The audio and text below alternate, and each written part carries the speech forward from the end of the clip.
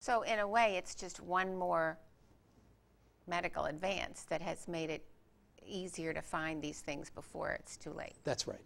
So you can do diagnostic imaging and you can get genetic counseling. That's right. And the whole thing gets put together and we try. So I think that's appropriate questions, though, for you to ask a physician. Okay. They would help you with especially that. if you have family history like Right. that. So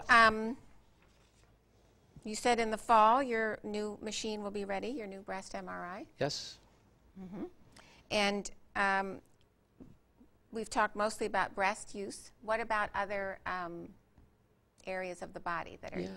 Well, with the new 64 slice CT, one of the new areas that we can get into with the development of that high-end technology is called CT colonography. Mm-hmm. Okay, it's similar to standard colonoscopy that you're aware of. Which is? Standard colonoscopy would be when you have your colon observed through a scope.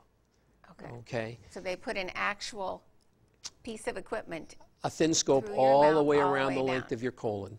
And the reason this is so important is everybody's recommended to have it every 10 years after 50. It's because colon cancer, which is what they're looking for, is very treatable in early stages.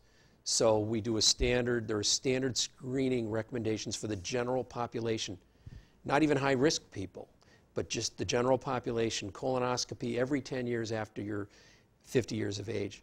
And the reason is because after breast cancer and lung cancer, isn't that number 3? It's high. It's high up in one of the top. Yes, yeah. There are so it's very common in a loose sense. Yes, it's very frequent. Yeah. And it can be prevented. You can find a very small lesion and have it taken care of on an outpatient basis. And during your colonoscopy. During the colonoscopy. And you've sidestepped an issue that in 3 or 4 years could have been devastating. So it's highly recommended. But the point with the CT colonoscopy is that there are people that will not undergo standard routine, we call it optical colonoscopy. It's really the gold standard. You mean they just don't want to? They just don't want to do it. They just never get around to do it, okay? They don't even have to say they don't want to do it. They just never quite get that appointment made. And what CT colonoscopy gives them is a slightly different approach to it that some people will accept that wouldn't have accepted colonoscopy. Right now, probably in Massachusetts, actually, it's 50% of people keep up with their screening. Nationwide, it's about 30%. So CT colonography, the main difference is, number one, you don't have to be medicated to have it done. You still have to take a PrEP, unfortunately. But you also don't have a tube run all the way around. You just have a small tube inserted and some air put in. Still can be a little uncomfortable, but somehow people, without the thought of the tube going all the way around and without the pre-medication and without needing somebody to pick you up after your test, they just find it easier to schedule and get it done. So, I mean, it is really it's a real lifesaver. And we're looking forward to doing more of that. Now, when you say the tube is put in, but it's smaller, is it put in from the bottom instead of from the top? Yes. Yeah. So that would make it shorter. Well, no, colonoscopy, optical colonoscopy, standard colonoscopy, the gold standard, is from below. Oh, so they're both from below. The difference is that one tube only goes in a few inches and just insufflate air. So you insufflate the air, makes the colon, which has been cleaned out, fill up. We do CT scans with that high-end technology with you on your stomach and on your back, put the data all together, and the computers can rework it in amazing ways so that we're actually, you can actually reproduce almost a video of the colon. So it's amazing stuff. But the key is that it really is a test that, you know, if we can get that level of screening up from 50% in Massachusetts to 70%, all to the good. You're going to be, quite frankly, saving people. It makes me curious, though. What's the screening rate on breast cancer, breast MRI? In Massachusetts, it's 70. The screening rate for breast, you know, standard, you know, it's about 70. Massachusetts, it's higher than the national average. Well, we have a hospital every 3 feet. That's right. why. That's right. And we have medical school. And we have shows like this, Lynn. Yes, right. Okay. And the last area, we only have about 3 or 4 minutes left, Okay. is with the cardiac end of things. Well, with that 64 slice CT scan that's coming in, it's given us the opportunity. Busy machine. It's going to be a busy machine. To do a test that you may have heard out there. It's called coronary CT angiography. Well, probably people have heard of angiography, which is Right. just looking at your vessels. Right. Standard cardiac or coronary angiography, they put a tube up through your blood vessel and put it right into the little artery that feeds your heart. There's several of them, and in still contrast and look and get a beautiful picture defined, and they can do an intervention. CT coronary angiography is different. It's not done actually in the artery. It's done with just a vein, and you have a CT scan. So CT is developed enough now so that you go into the scanner, have this injection. They do rapid sequencing. Takes about 10 seconds to scan. Take that data out, feed it into a computer, and then you can get an image of the coronary arteries. Okay? Through a vein. Through a vein. Now the trick is that this is highly sophisticated stuff.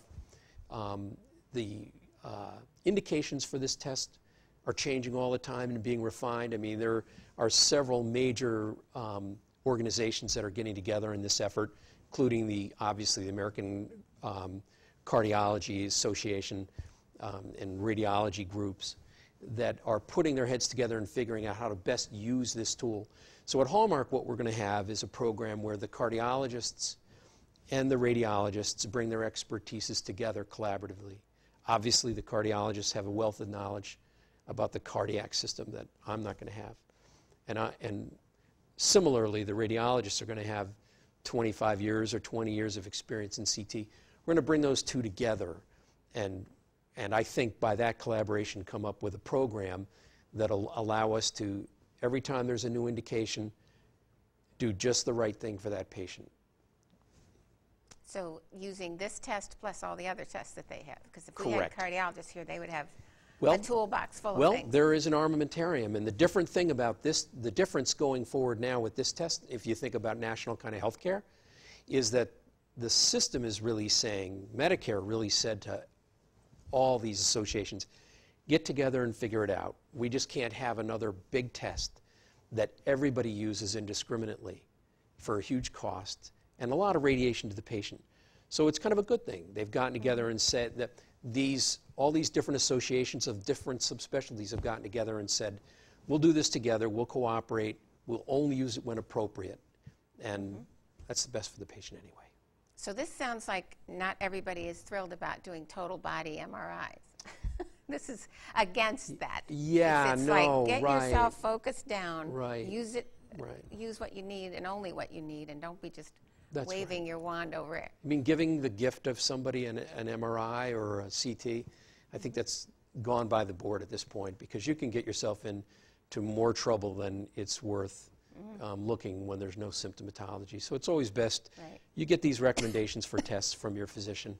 And what does an they'll take care MRI of you. cost anyway? It's like $1,000 or Oh, something. easily, sure. So if we care about the healthcare dollar, like we That's say right. we do, we shouldn't be indiscriminately testing everything. Well, it's a limited resource, and as we move into new areas, we're going to need those funds for something else. So we'll just do what's right for the patient. So unfortunately, we've run out of time, and we've covered Okay. the waterfront, I We would certainly say. did. And we've really only done 3 organs. I know. It was fun. And it's been very helpful, and I hope people understand better what's out there for them to make great. it better. Thank you for the opportunity. Thank you. Good night.